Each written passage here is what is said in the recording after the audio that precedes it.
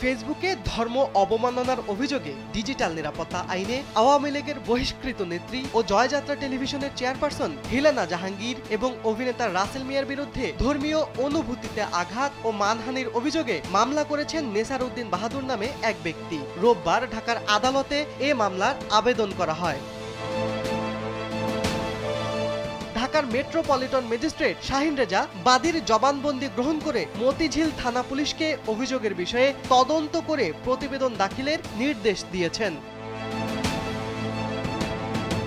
মামলার অভিযোগে বলা হয়, রাসেল মিয়া হেলেনা জাহাঙ্গীরকে তার কথিত বোন বলে পরিচয় দেয়, নিজেকে অত্যন্ত প্রতাপশালী বিখ্যাত চিত্রনায়ক বলে দাবি করে। 2022 সালের 1 সেপ্টেম্বর সন্ধ্যা 7:30টার দিকে হেলেনা জাহাঙ্গীরের পাপমুক্ত সিনেমার একটি বক্তব্য নেসার উদ্দিনের দৃষ্টিগোচর হয়। সেই বক্তব্যে হেলেনা জাহাঙ্গীরকে বলতে শোনা যায়, অজু করে হলে গিয়ে সিনেমা দেখে বের হয়ে নামাজ পড়তে পারবে। অভিযোগকারীর ভাষ্য, তার এ ধরনের বক্তব্য সমস্ত মুসলিমের জন্য অত্যন্ত অপমানজনক ও ন্যাক্কারজনক, যা ইসলাম ধর্মাবলম্বীদের ধর্মীয় অনুভূতিতে আঘাত করে। তিনি অত্যন্ত সুচিন্তিত ও পরিকল্পিতভাবে সচেতন অভিপ্রায়ে ধর্মীয় অনুভূতিতে আঘাত এনেছেন।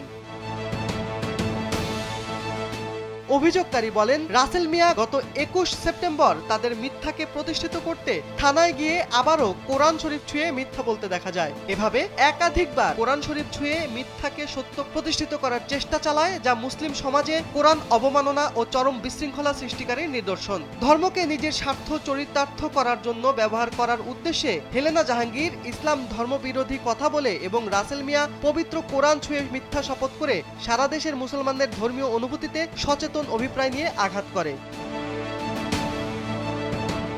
এছাড়াও 2022 সালের 2 সেপ্টেম্বর ভাইয়ারে সিনেমা মুক্তির সময় সোশ্যাল মিডিয়ায় আলোচিত সমালোচিত পাপমুক্ত নায়ক রাসেল মিয়াকে কোরআন শরীফ ছুঁয়ে মিথ্যা বলার দায়ে তাকে দ্বিতীয় আসামি করা হয়েছে বলে জানা যায়।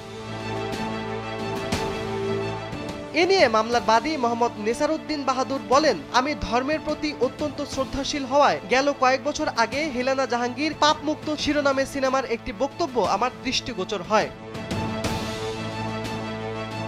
মামলাটির পক্ষে আইনজীবী আব্দুল্লাহ আল মনসুর জানান, ধর্মীয় অবমাননার বিষয়গুলো আমরা একাধিক প্রমাণ সহকারে আদালতে জমা দিয়েছি। আদালত আমাদের প্রমাণের সত্যতা যাচাই বাছাইয়ের জন্য মতিঝিল থানায় তদন্তের আদেশ দিয়েছেন। তদন্ত প্রতিবেদন আসার পর আমরা 2 বিবাদীর বিরুদ্ধে গ্রেপ্তারি পরোয়ানার জন্য আবেদন করব। রাসেল মিয়া বর্তমানে জেল হাজতে আছে বলে জানা গেছে।